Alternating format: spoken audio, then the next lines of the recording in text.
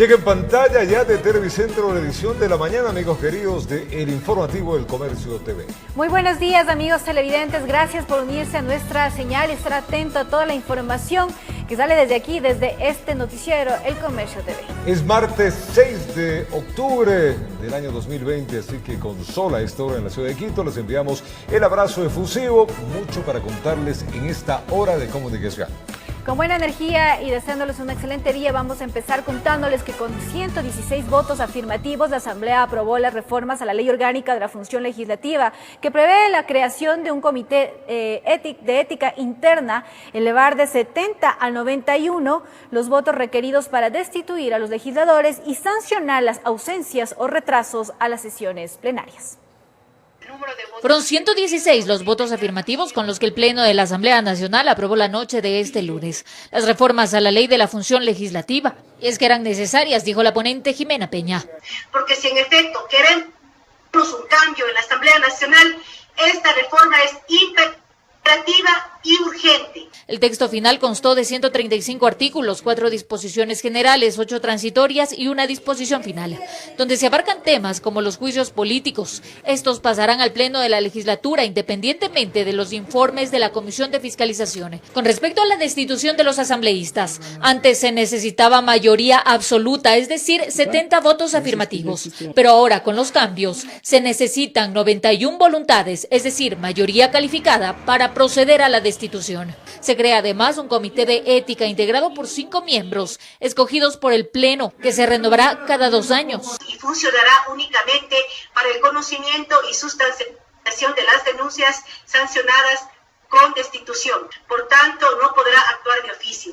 Con respecto al control interno, se establece que la ausencia o retraso a las sesiones convocadas del Pleno de la Asamblea Nacional será sancionada. Asimismo, se establece la obligación de difundir en el portal web de la Asamblea Nacional el registro de asistencia y ausencias de las y los legisladores, entre otros puntos. También se establecen que los asesores de los asambleístas deberán tener un título académico de tercer nivel o demostrar experiencia en temas parlamentarios. Las reformas a la Ley de la Función Legislativa sufrieron ya 2 vetos. Primero en el gobierno del expresidente Rafael Correa y el último en el 2017 por parte del presidente Lenín Moreno.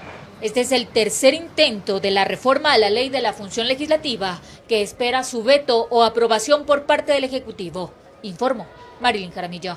En sesión plenaria, la Asamblea Nacional aprobó las reformas al Código Orgánico de la Función Judicial, donde se establece que los notarios pueden estar en ese cargo 6 años con opción a una sola reelección. Asimismo, se crean salas especializadas contra la corrupción y crimen organizado.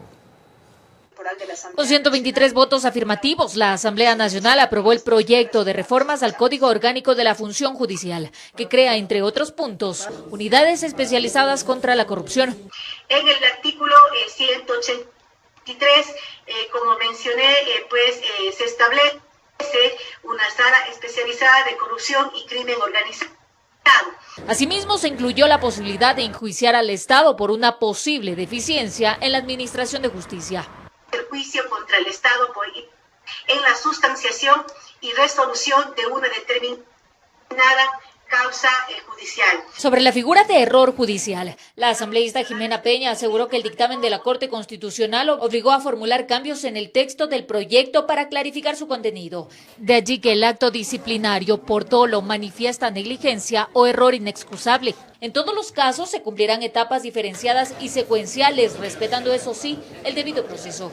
Uno de los puntos centrales de este proyecto de reforma fue la reelección de las y los notarios. Ellos deberán permanecer en el ejercicio de sus funciones 6 años. Que los notarios puedan reelegirse solamente por una sola vez y luego de haber cumplido con la evaluación de los estándares de rendimiento. Se incorpora una transitoria en la que se señala que las y los notarios que ingresaron mediante concurso desde el año 2013 y hayan concluido su primer periodo, que se encuentren en funciones prorrogadas, podrán ser reelectos para un segundo periodo conforme al artículo 200 de la Constitución, siempre y cuando hayan cumplido con los estándares de rendimiento. Con respecto al uso de las tecnologías en la función judicial, se podrán realizar además citaciones telemáticas. Esta fue la última ponencia de la legisladora Jimena Peña, pues aseguró que emprenderá una campaña con miras a las presidenciales del 2021. Informó Marilyn Jaramillo. Y César Montúfar por la Alianza Honestidad y Juan Fernando Velasco por el Movimiento Construye inscribieron sus candidaturas presidenciales en el Consejo Nacional Electoral. Hasta el momento suman 13 partidos que han realizado este trámite. De ellos, solamente 3 han sido ratificados por el CNE. Acompañado de sus simpatizantes, César Montúfar llegó hasta el Consejo Nacional Electoral para inscribir su candidatura presidencial junto a su binomio Julio Villacreces por Honestidad, la alianza entre Concertación y Partido Socialista Ecuatoriano.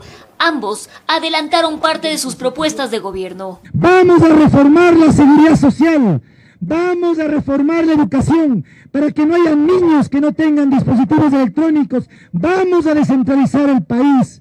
Más tarde también Juan Fernando Velasco junto a sus simpatizantes también arribó hasta el órgano electoral para inscribir su candidatura presidencial junto a Ana María Pesantes como candidata a la vicepresidencia por el Movimiento Construye, ex ruptura de los 25. Nuestras prioridades serán el empleo digno, bien remunerado, generar oportunidades. ¿Candidatura socialista o del gobierno? No. Esto mientras que en horas de la mañana el Pleno del CNE negó la inscripción del presidenciable Pedro José Freire por el Movimiento Amigo debido al incumplimiento de requisitos al no presentar la copia completa de la cédula de ciudadanía. Se concede el plazo de 48 horas para que la organización política subsane. Con ello suman 13 las organizaciones políticas que han inscrito a sus candidatos presidenciales, de los cuales solo 3 han sido aprobados por el Pleno del Consejo Nacional Electoral y están en firme. El binomio de Javier Herbas y María Sara Gijón por la Izquierda Democrática, Gustavo Larrea y Alexandra Peralta por Democracia Sí y Guillermo Lazo y Alfredo Borrero por la Alianza Creo Partido Social Cristiano. Las inscripciones para las elecciones generales del 2021 concluyen este miércoles 7 de octubre. En Quito informó Adriana Rojas. Yacu Pérez presentó su renuncia a la prefectura de la SUAY para inscribir su candidatura a la presidencia de la República. Tras su salida, le sucedió en el cargo la viceprefecta Cecilia Méndez, quien estará al frente de la prefectura de la provincia hasta el año 2023. Y un total de $100 millones destinará el gobierno para cumplir con el pago en efectivo de las compensaciones jubilares de maestros. Por otro lado, la Unión Nacional de Educadores denuncia la desvinculación de docentes en medio de la pandemia. Con los nuevos recursos del Fondo Monetario Internacional se retomarán los pagos de compensaciones a los maestros jubilados del magisterio. Se destinarán $100 millones hasta diciembre, priorizando el desembolso de recursos a los sectores más vulnerables. El ministro de Trabajo, Andrés Dish, explicó el mecanismo. Incluyen $65 millones en efectivo para los maestros más vulnerables, para los que tienen más de 70 años de enfermedades catastróficas o discapacidad, e incluyen a los maestros del 2008, 2009 y 2010. Anunciaron que los pagos iniciarán desde este lunes. Son $2 millones diarios que van a beneficiar a más de 3.000 jubilados. La firma del acuerdo para cancelar las obligaciones se realizó en el Palacio de Carondelet, con la presencia del presidente Lenín Moreno. A todos quienes hacen que el sector público no terminemos el periodo sin cumplir con todos los maestros. En el evento estuvieron presentes maestros jubilados de varias organizaciones del país. Lo prometido es deuda y esa deuda se está plasmando ahora en esta ceremonia, en esta acta de compromiso. El gobierno debe hacer un esfuerzo máximo para que sean atendidos los compañeros de los años que todavía no va a ser posible. Pero ¿cuál es la situación actual de los docentes? La Unión Nacional de Educadores UNE denuncia la desvinculación de miles de maestros en medio de la pandemia. Asciende ya a 8.000 maestros desvinculados, mientras en las instituciones educativas hacen falta docentes y que es de conocimiento del Ministerio. La UNE anunció movilizaciones para el 15 de octubre, informó Priscila Cadena. El acuerdo económico alcanzado con el Fondo Monetario Internacional plantea varias modificaciones legales para que Ecuador alcance las metas económicas establecidas. Entre ellas, una reforma tributaria que deberá ser enviada por el próximo gobierno y ser aprobada por la nueva Asamblea Nacional. Le contamos. Y desde ese punto de vista... Como una luz al final del túnel fue calificado el reciente programa alcanzado por Ecuador con el Fondo Monetario Internacional. Yo creo que hemos logrado con el equipo y con el apoyo de la comunidad internacional derrumbar esta situación tan compleja Con este acuerdo el país obtuvo 6.500 millones de financiamiento hasta 2022, distribuidos en 4 desembolsos. El dinero está destinado para reducir atrasos de pagos pendientes como los salarios, reactivar la economía y aumentar la protección social del 30 al 80% hasta el primer trimestre de 2021. Todo esto está ligado a una serie de compromisos que debe cumplir el Ecuador para alcanzar metas económicas establecidas en el plan. Por ejemplo, implementar reformas tributarias para reducir los gastos en este sector y aumentar la recaudación. Una reforma tributaria deberá ser presentada y aprobada a la Asamblea en el segundo semestre del próximo año. Otro aspecto es la reducción de la masa salarial. La idea es recortar 500 millones más a este rubro corriente en el año 2021. Eso tiene límites porque hay sectores como salud, educación e inclusión social que definitivamente no podemos tocar. A pesar de ello, se ha hecho esfuerzos incluso en esos sectores para optimizar plantas administrativas y para adecuarnos a esta nueva realidad con el teletrabajo. También Ecuador se comprometió a implementar normas legales anticorrupción, para lo cual se espera que la Asamblea Nacional apruebe un proyecto de ley que está pendiente desde inicios del año. Hemos realizado la semana anterior un diálogo informal con el presidente de la Asamblea y hemos solicitado que se estructure una comisión especializada que permita acelerar los temas anticorrupción. Por otro lado, sobre la supuesta inconstitucionalidad en el uso de estos recursos que vienen de la deuda pública, el ministro explicó: La Constitución hace una excepción para varios sectores, siendo seguridad, salud y educación, aquellos sectores y justicia, aquellos sectores que se pueden pagar con financiamiento exterior. De su parte, el multilateral, que ya ha tenido acercamientos con varios candidatos presidenciales, se muestran abiertos al diálogo en el caso de que el programa deba ser revisado por el próximo régimen, que de hecho será el que implemente parte de los acuerdos establecidos. Estos programas son documentos vivos que se modifican, que se renegocian, siempre y cuando los criterios fundamentales y los objetivos del programa se cumplan. Informó Carolina Basante. Y 25 días laborables es la nueva extensión que la Agencia de Regulación y Control de las Telecomunicaciones fijó para el concurso de frecuencias de radio FM en el país. La decisión, según su representante, se da para la revisión del cumplimiento de requisitos e inhabilidades de los solicitantes.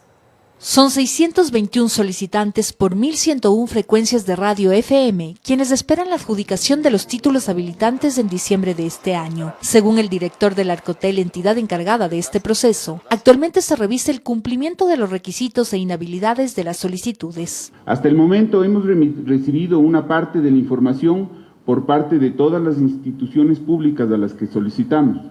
Sin embargo, aún no se cuenta con la información completa, la misma que es indispensable para que el Arcotel pueda ejecutar acciones de control previo dentro del concurso. Por lo que será necesario ampliar el plazo del concurso de frecuencias de radio FM en el país. De ampliar por un plazo de 25 días laborables. La información debe ser entregada por 8 instituciones gubernamentales: el Consejo de Regulación y Desarrollo y Promoción de Información de la Comunicación, la Superintendencia de Compañías, Valores y Seguros del Ecuador, Superintendencia de Economía Popular y Solidaria, Superintendencia de Bancos, Dirección General de Registro Civil, CERCOP, IES y SRI.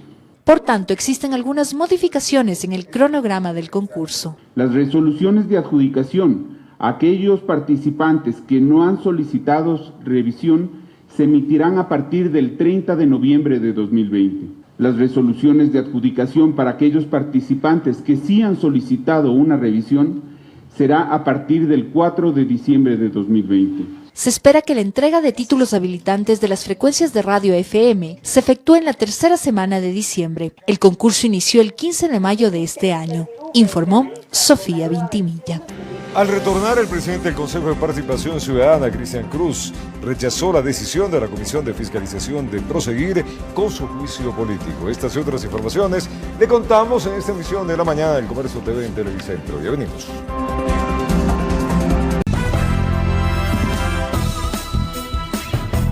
Seguimos con más aquí en el Comercio TV y es momento de saludar a nuestro invitado del día de hoy. Se trata del ministro de Salud, Juan Carlos Ceballos. Muy buenos días, ministro, bienvenido.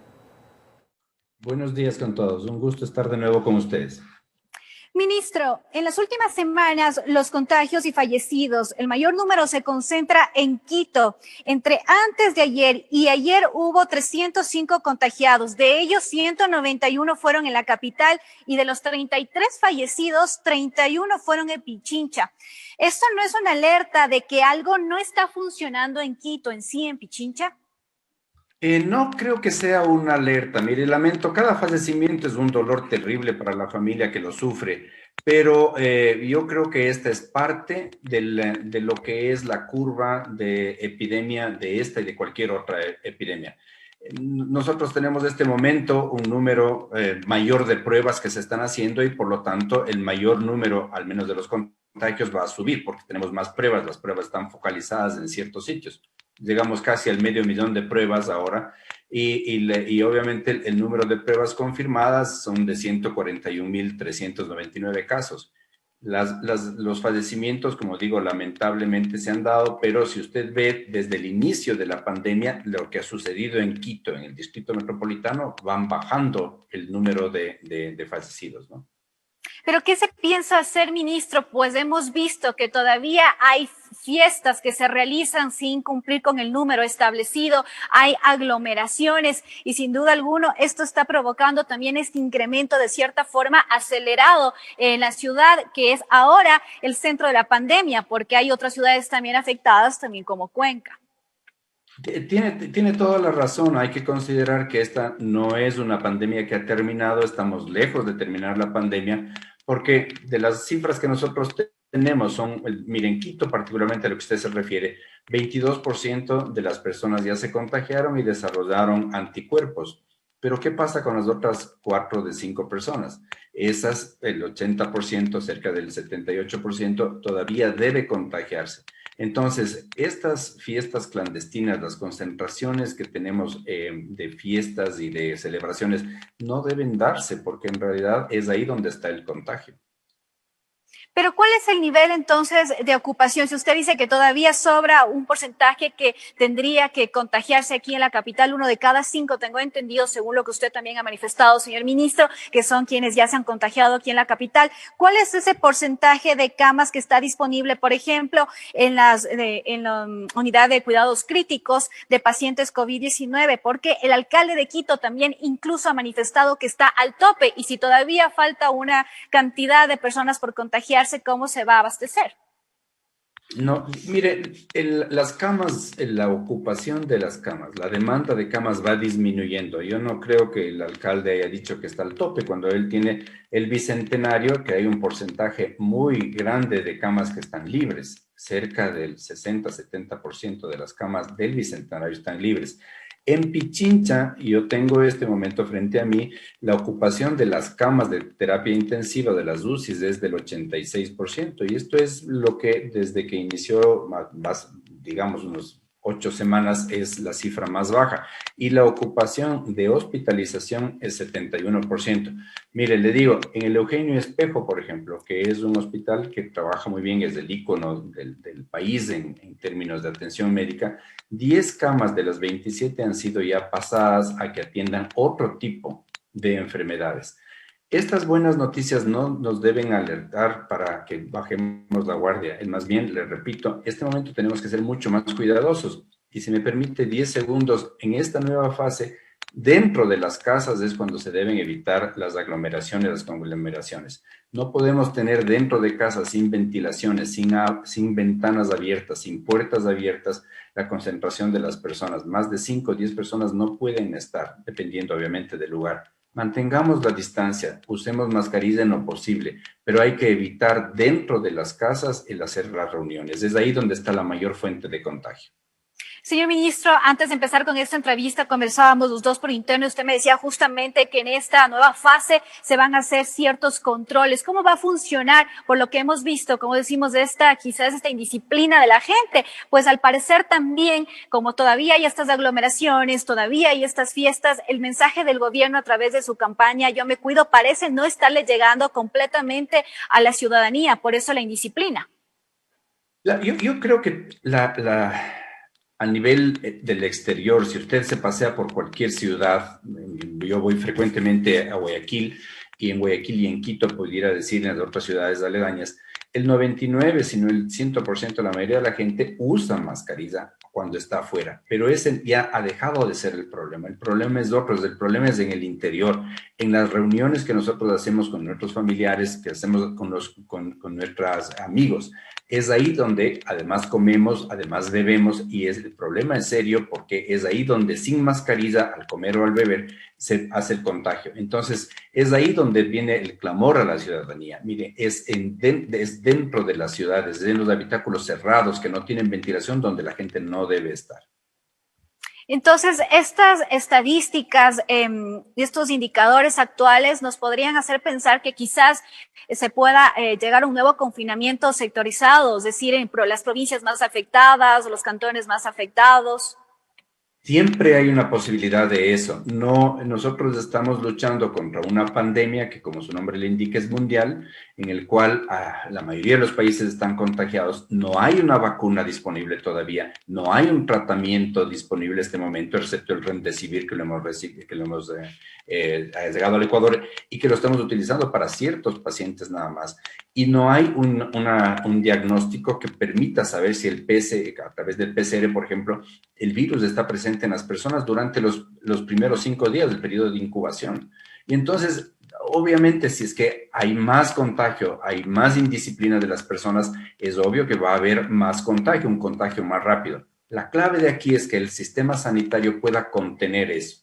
Entonces, si usted me pregunta de las camas, yo le respondí de las camas de los porcentajes de ocupación, que a propósito en Guayas y en Pichincha en Guayas, perdón, y a nivel nacional son más bajos de las cifras que le he dicho, pero no está ahí el problema. Nosotros como sistema y como autoridad sanitaria nacional tenemos que enfocarnos a nivel del dispensario pequeño, a nivel del barrio, ahí es donde nosotros tenemos que poner el esfuerzo mayor, y así lo estamos haciendo. Usted dice entonces que la capacidad de nuestro sistema de salud está justamente para atender a todas las personas en las próximas semanas también que se contagie de COVID-19. Sí, yo creo que esa es una afirmación que es correcta, sin embargo, no podemos, como digo, bajar la guardia.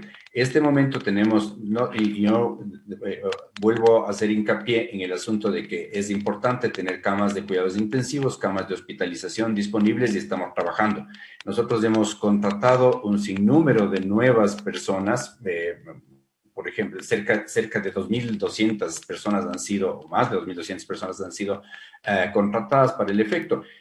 Pero el énfasis debe estar en la responsabilidad de cada individuo y en contener, como lo hemos hecho nosotros, toda la pandemia a nivel de los dispensarios, los subcentros pequeños, a nivel del barrio. Ahí donde usted ve, a cualquiera que usted vaya, va a haber una tienda o una carpa que atiende exclusivamente pacientes con infección respiratoria aguda y la otra que atiende otro tipo de enfermedades usuales, vacunas, traumatismos, etc. Y eso vamos a continuar haciéndolo, ¿no? Ministro, el resto del país vive una realidad distinta a la de Quito, sin duda, porque tanto los contagios como la mortalidad ha disminuido en el resto del país. Pero hay una posibilidad quizás de un rebrote como lo está viviendo ya España y Francia. La ciudadanía tiene temor. Siempre va a haber posibilidades, como les vuelvo a repetir, no hay un tratamiento, no hay un diagnóstico temprano y no hay una vacuna todavía. Entonces las posibilidades de contagio, de que hayan nuevos brotes, es real y por eso es que nosotros volvemos a insistir en la corresponsabilidad. Ministro, usted ha hablado también del tema de las vacunas. Usted ha dicho justamente que Ecuador está gestionando ser parte de la iniciativa COVAD para acceder a una vacuna contra el COVID. ¿Se ha tenido éxito en esas gestiones o se está conversando también con otras farmacéuticas para obtener la vacuna? Estamos conversando con todas las farmacéuticas y también con la iniciativa COVAX, que está liderada por la Organización Mundial de la Salud. En todas ellas hemos expresado nuestro deseo de participar. Hay exigencias que son difíciles de cumplir, como por ejemplo que nosotros demos una cuota inicial y que independientemente de cómo resulte la vacuna, esa es una cuota que no es reembolsable o no pasa a ser parte de la inversión. Entonces son consideraciones difíciles, de cumplir, estamos haciendo todo lo posible para que el Ecuador no quede rezagado en términos de recibir las vacunas y a precios razonables. Pero, y no solamente con COVAX Initiative, como les digo, hemos hecho con AstraZeneca, Oxford, fuimos especialmente a Londres para hablar de esto. Seguimos trabajando con Pfizer y con todas las otras iniciativas a nivel local o a nivel regional. Esta cuota nos pone en desventaja con respecto a los demás países para que llegue la vacuna, ministro. No, a todos los países les están exigiendo lo mismo, a todos los países les están exigiendo lo mismo, además de un porcentaje alto el momento de la entrega, al momento de que sea aprobada ya por el FDA o por una institución similar. Entonces nos pone en una situación difícil en términos de compromiso de pago. Sin embargo, por ejemplo, que hemos hecho con el Banco Interamericano de Desarrollo son bien útiles para poder suplir las necesidades de los pagos anticipados de esta cuota para acceder a la vacuna de manera oportuna y a precios razonables. ¿De cuánto es esta cuota, ministro? Depende del número ¿cómo se llama? De cuotas que se vayan de la población que vaya a beneficiarse de esto, pero es de $1.60 por vacuna o $3.20 por persona, porque son dos, en la mayoría de los casos son dos las vacunas, una vacuna inicial y un refuerzo que se da después. Entonces, alrededor de $3.20. Usted, mire, si vamos a vacunar a 10 millones de personas al inicio, es un costo considerable. Así es, ministro. De todas formas, hasta que se aprueben todos los estudios, ¿cuándo se piensa que podría llegar la vacuna acá al Ecuador? Hay varias estimaciones al respecto. Nosotros hemos ofrecido inclusive que parte del testeo para acelerar el proceso se lo haga en la población ecuatoriana, pero yo creo que alrededor de marzo, abril es una fecha probable. Ojalá sea antes. Muy bien, ministro. En otro tema sobre el tema del Código de la Salud, llama la atención que luego de que en un principio se habían presentado 22 observaciones al proyecto y sea luego vetado en su totalidad, y en realidad eran 400 las observaciones que tenía. ¿Qué pasó, señor ministro? ¿Por qué nos advirtieron de estas observaciones? Bueno, primero es que el código no fue desarrollado por el Ejecutivo, el código fue desarrollado por la Asamblea. Y fue desarrollada por un número de años considerable. Ustedes tenían un equipo también que estaba elaborando también, formaba parte de este proyecto. No, el Ministerio de Salud no forma parte del proyecto del COS. Solamente cuando la Asamblea nos envía al Ejecutivo el proyecto es cuando nosotros comenzamos a actuar. Nos da un mes, que es lo que la ley dice, y durante ese mes, ahí sí, trabajamos en un análisis técnico en la cual se encontraron como esas 400 observaciones, tanto de forma como de fondo. Se identificaron vacíos técnicos y científicos, la estructura institucional no es adecuada para lo que se están planteando, no hay una definición de la Autoridad Nacional de Salud, por ejemplo. Entonces, más o menos se acogieron en ese mes, se acogieron aportes de más de 170 actores de sociedad civil, gremios científicos, etc. Entonces, se hizo un buen estudio, pero en esos 30 días, no antes. Por eso nos advirtió antes de estas 400 observaciones. Ministro, desde algunos expertos se dice que lo que ha pasado es que se ha dado un tratamiento político al código, más no técnico, por la presión de ciertos grupos en los temas polémicos. ¿Qué responde ante esto, ministro? No, eso no es cierto. Nosotros no hemos trabajado para un tema político. El tema político hay pensamientos y hay posiciones que son irreconciliables, como por ejemplo las del aborto, por ejemplo las de las emergencias obstétricas. Hay grupos dentro de la sociedad, y eso es respetable, de una sociedad democrática, que tengan unas posiciones que son irreconciliables. Eso es por un lado. Pero no se podía vetar, sino totalmente, un código que adolece de gravísimas implicaciones. Yo le digo, por ejemplo, uno a usted. ¿Cómo es posible que el código diga que se debe humanizar la ancianidad como regla, como norma? Eso no es posible, eso es una cuestión completamente fuera de contexto. Entonces, la cuestión que sí quiero ratificar es que toda emergencia sea obstétrica, cardíaca, cerebrovascular, traumática, se da y se mantiene, es decir, eso no se ha objetado.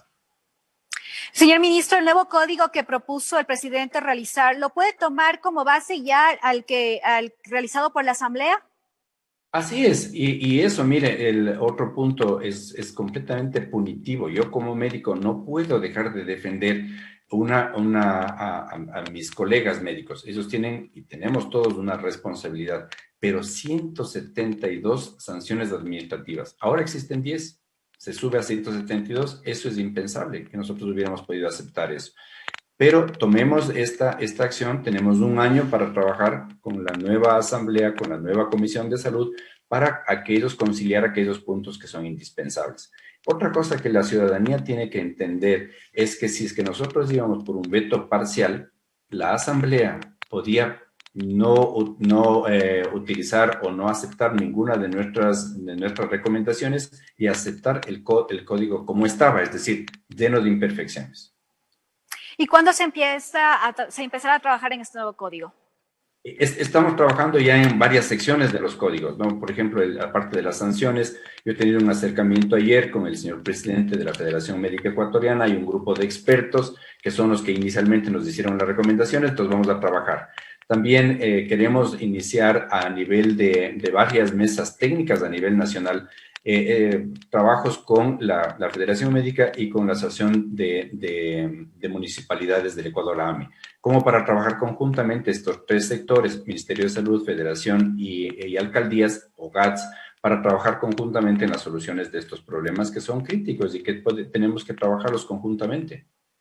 Ministro, vamos rápidamente por cuestión de tiempo. ¿Existe rechazo por parte de los trabajadores de la salud frente al reglamento de la ley humanitaria? Pues dicen que se dejaría a discreción sus contratos definitivos al Departamento de Recursos Humanos, lo cual está contradiciendo totalmente a la ley humanitaria. Se han anunciado incluso manifestaciones, paralizaciones de los trabajadores de la salud y sobre todo de aquellos que dicen estar vulnerados, quienes estuvieron al frente en los días más críticos de esta emergencia sanitaria. Es respetable esa acción y veremos cuál es la posición, cuál es la interpretación que ellos tienen de la ley, del reglamento. Pero mire, el reglamento fue hecho de una manera completamente irresponsable, sin pensar en cuál era el financiamiento que se tenía.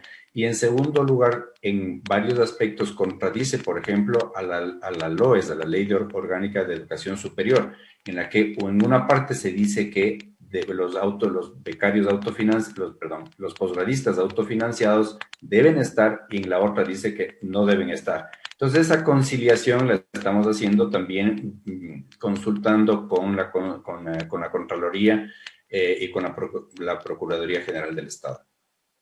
Muy bien, señor ministro, muchas gracias por esta entrevista acerca de estos temas coyunturales, sobre todo de la emergencia sanitaria, cómo avanza acá en nuestro país. Muy buen día. Encantado, con mucho gusto. Buenos días. Muchas gracias. Vamos a un corte comercial y ahora retornamos con mucha más información.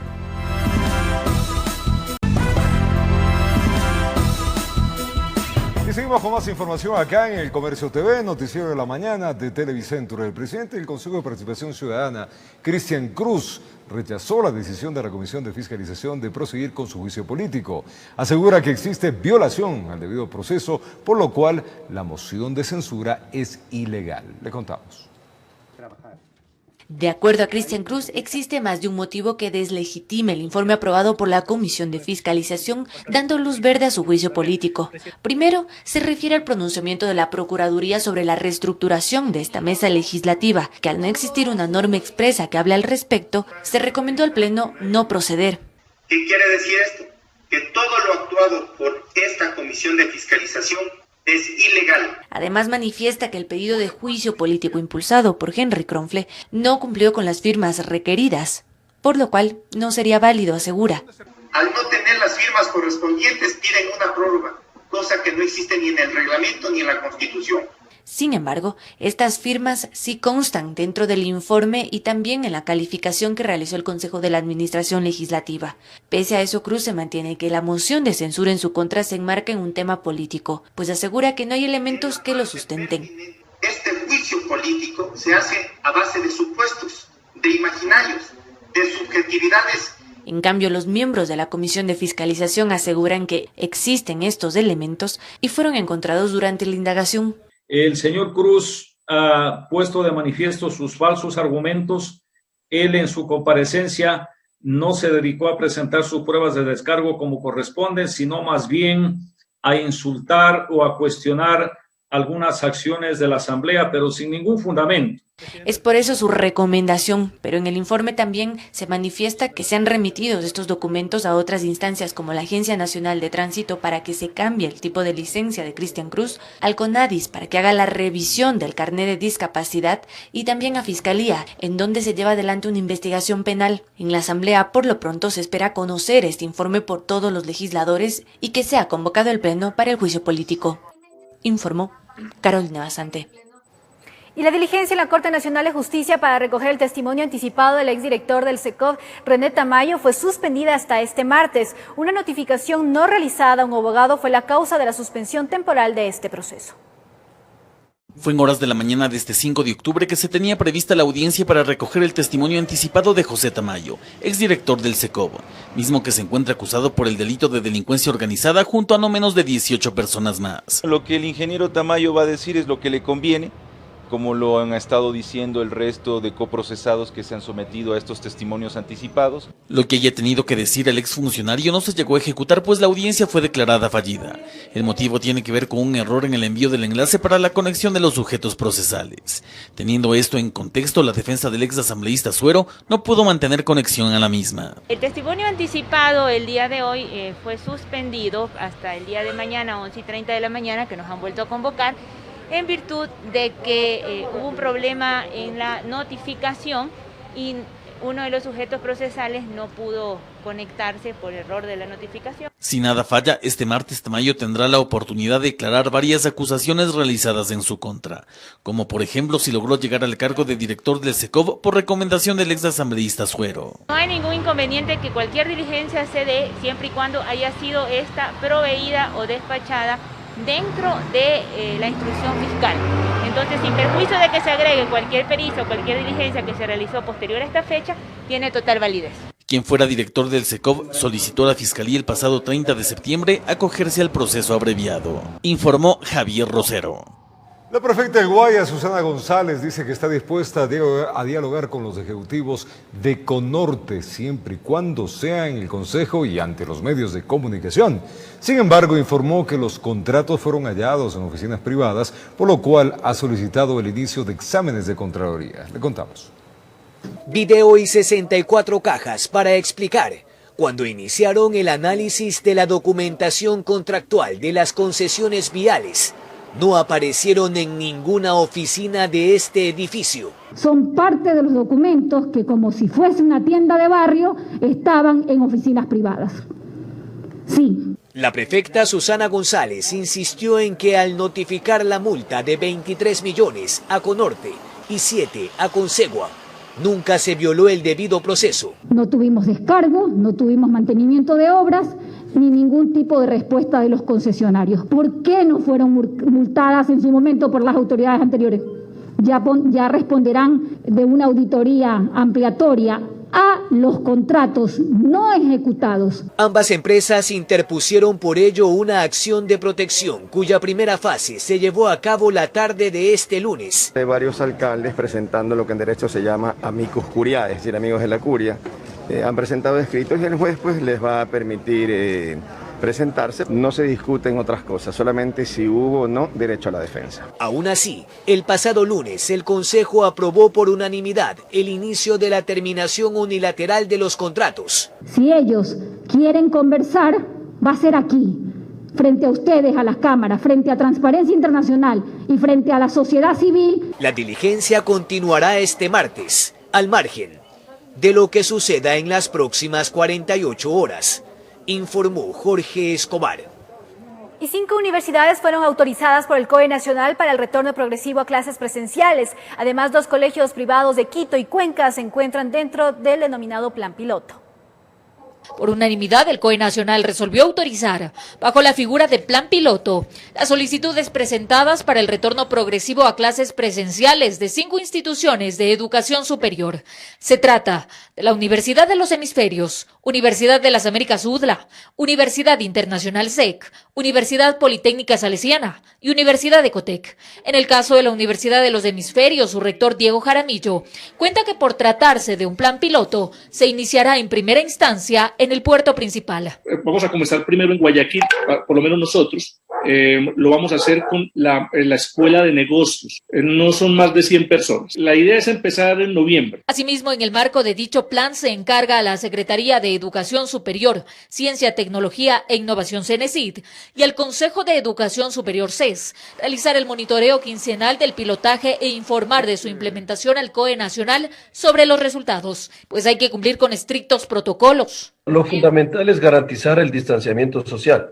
También que las aulas cuenten con la ventilación necesaria, que tengan la mascarilla como obligatoriedad, el lavado frecuente de manos, tienen que tener los dispensadores con el tema de gel, alcohol y obviamente las fumigaciones adecuadas, la señalización necesaria también. Pero no únicamente son universidades, también se autoriza el retorno progresivo a clases de los colegios Alemán de Quito y Alemán Citel de Cuenca. Los representantes legales de los estudiantes decidirán de manera voluntaria el retorno presencial o no a las instituciones. Desde el Ministerio de Educación se asegura que se están impulsando más planes del retorno a las actividades. Estamos impulsando 48 instituciones educativas rurales que puedan regresar a esta presencialidad con todas las medidas de bioseguridad. Y para retomar precisamente a esta nueva normalidad, se realizarán inspecciones quincenales. En el caso de que se infrinjan los protocolos establecidos, se procederá a la suspensión de las actividades, informó Marilyn Jaramillo.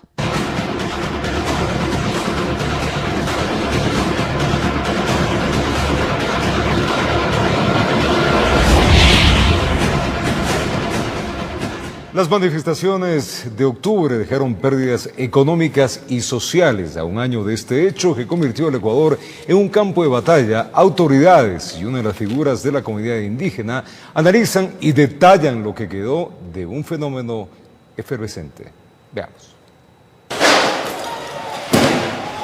En octubre de 2019, Ecuador vivió 11 días de paralización de actividades, multitudinarias protestas y enfrentamientos. Lo que comenzó por exigir la derogatoria del decreto 883 que planteaba la eliminación de los subsidios de los combustibles, terminó expresando un malestar general. De todo lo que pasó en el mes de octubre fue el levantamiento del movimiento indígena y popular. A un año de las manifestaciones, las acciones que se tomaron en la protesta son cuestionables. Octubre nunca tendría que repetirse, en octubre no ganó nadie, solamente ahí lo que tuvimos fueron pérdidas humanas, pérdidas materiales, pérdidas en cohesión social. Afloraron una serie de enfrentamientos, de polarizaciones, de sentimientos. 1.330 personas fueron aprehendidas, 1.507 fueron atendidas por los servicios de salud tras presentar heridas. Por un lado, se lanzaban palos y piedras, por otro, se disparaban bombas lacrimógenas. Que sostenemos que hubo vulneración de los derechos humanos, mire, 11 asesinados, diga lo que diga el gobierno. 455 policías afectados. Sobre los fallecidos, el gobierno aseguran que fueron 2 en contexto de las protestas de octubre. Las autoridades coinciden que en esas fechas, a su decir, se intentó desestabilizar políticamente al país. Si se quiere quebrar al orden democrático, eso es insurgencia. No es una manifestación, no es una simple demostración, no es un derecho a la resistencia, porque a nombre del derecho a la resistencia querían quebrar la democracia. En Quito se centralizaron las protestas. Indígenas que partían de varias partes de la Sierra y Amazonía llegaron a la capital. 1.5 millones de dólares se tuvo que invertir en la recuperación del centro histórico. Algunos cuestionaron la falta del accionar del alcalde Jorge Yunda para evitar el caos, pero el burgomaestre sostiene que cumplió con sus funciones. Nuestra principal competencia es los servicios públicos, la dotación del agua potable, de energía eléctrica, de los mercados, de los alimentos, del transporte público, del aeropuerto, del acompañamiento en el espacio físico. Quienes comandan la seguridad son las gloriosas Fuerzas Armadas, la Policía Nacional, que son competencias gubernamentales. Las pérdidas por el paro de octubre ascendieron a 821 millones de dólares, algo que después con la pandemia empeoró la situación económica del país. Sin embargo, hay sectores que aseguran que octubre volverá. Nunca más debería volver a suceder algo así, nunca más podemos permitirnos un enfrentamiento de esta naturaleza. Informó Valeria Navarro.